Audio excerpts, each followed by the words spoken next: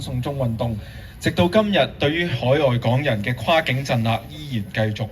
我哋今日喺度要一齊延續歷史，守護真相。There are a few housekeeping items here. There are 2 exhibition booths over there. One is about the history of June 4th, and the other is about history of the anti-extradition law movement in 2019.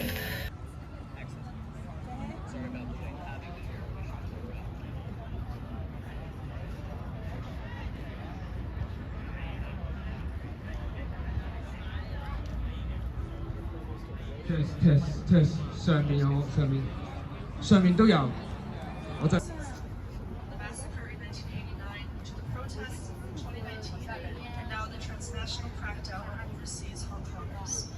Preserving history and memory is our mission.